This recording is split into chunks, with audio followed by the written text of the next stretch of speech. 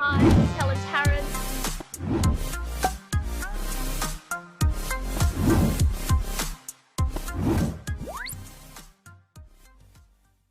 Welcome to another episode of Commercial Property Roadshow. You're here with Helen Tarrant. I'm here actually in Carlingford doing an inspection of a potential leaseback but self-owner-occupied property in Carlingford Business Centre.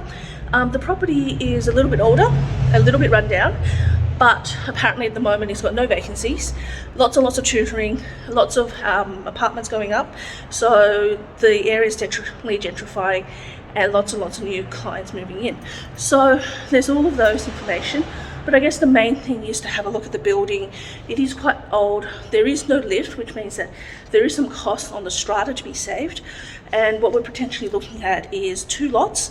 And with the 2 lots, we are actually seeing that it can be divvied up into something else.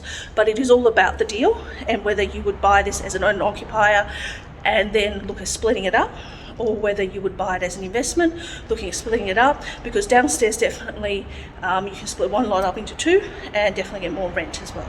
So let's have a quick look at what's around. As you can see, we're in this accounting office. It actually, all accounting firms pretty much do the same. You've got a few office spaces here, and then you've got a meeting room, and you've got a reception and couches. Look, it's a little bit dated, the decor, but it is functional. And if you're in an area where it's mainly functional and your tenant is looking for something that's functional, this is pretty much it.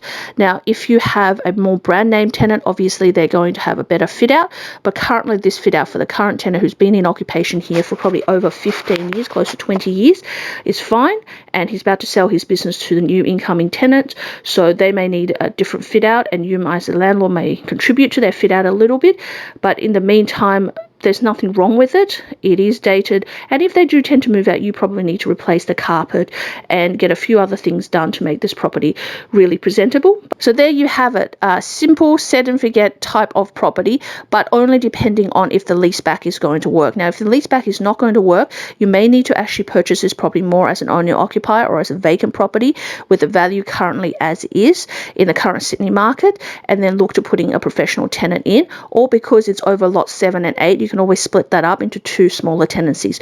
Due to the demographics that's around there, it's a lot of Asian demographic, you are going to get a very demographically driven type of tenant. So they're probably going to be a coaching school, they're probably going to be a some kind of support services for children or for the adults, and they're probably going to be some kind of professional services that's going to move in here. Look, they don't have a lift in here. It's a dated building, but it has good car parking, it has the amenities that is needed. It's a simple setup with very like-minded type tenants. Now, the downside is you're never going to be able to charge the high rents, but it comes in parts and parcel with being able to have the tenant that's demographically driven, and the natural value of the land and the area will gentrify, and that will push the property prices up and the value of that property up in the back end.